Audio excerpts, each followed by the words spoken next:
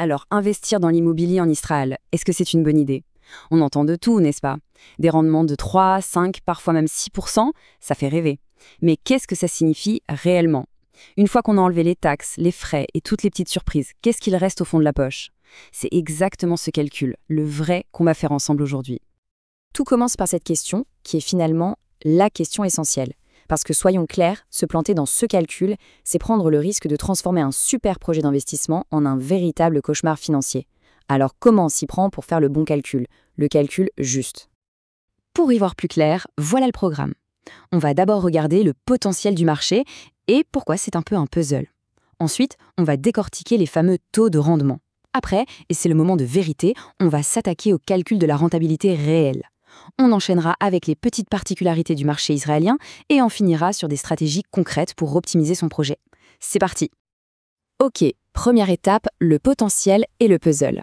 D'un côté, le marché immobilier israélien attire énormément d'investisseurs, c'est un fait. Mais de l'autre, c'est un vrai puzzle. Si toutes les pièces ne sont pas parfaitement assemblées, eh bien l'image finale risque de ne pas être celle qu'on espérait. Le moteur de tout ça, le cœur du réacteur, le voici. Une demande locative qui est juste énorme et constante, surtout dans les grandes villes. C'est la base de tout. C'est la meilleure assurance contre un appartement vide et donc le socle d'un investissement qui tient la route. Bon, passons aux chiffres. Et c'est là que tout devient intéressant, parce que tous les biens ne se valent pas, loin de là. Entre un appartement résidentiel classique et un local commercial, eh bien les rendements, ils n'ont juste rien à voir. Ce graphique, il est très parlant. Regardez bien. On a 3 niveaux bien distincts.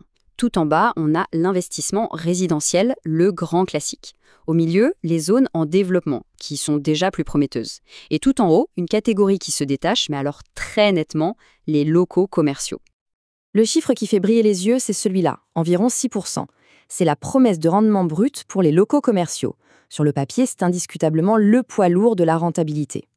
Juste un cran en dessous, on a les zones en développement, avec un potentiel qui peut grimper jusqu'à 5%. Là, on parle de quartiers en pleine mutation. C'est un pari sur l'avenir en quelque sorte. Un rendement intéressant aujourd'hui, avec l'espoir d'une belle plus-value demain. Et enfin, on a l'investissement le plus répandu, l'appartement en location longue durée. Là, on joue dans une autre catégorie, entre 2,5 et 3%.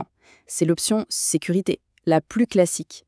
Mais attention, tous ces jolis pourcentages, ce n'est que la partie visible de l'iceberg.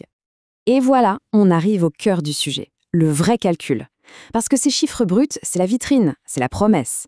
Mais ce qui atterrit réellement sur le compte en banque à la fin de l'année, la rentabilité nette, c'est une toute autre histoire.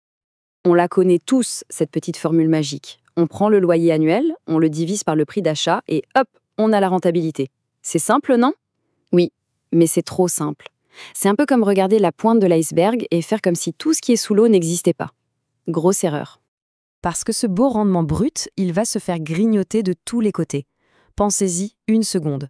Les impôts, locaux et nationaux, l'entretien, les frais de gestion si on délègue, les assurances, les charges de copropriété, et j'en passe, sans parler de l'ennemi juré de l'investisseur, les périodes où le bien reste vide.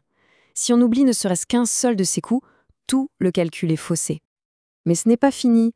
Au-delà de ces coûts, disons, universels, le marché israélien a ses propres règles du jeu. Des petites spécificités qui peuvent soit donner un coup de boost à la rentabilité, soit la plomber complètement. Et ça, il vaut mieux les connaître avant de signer. Le premier grand choix stratégique.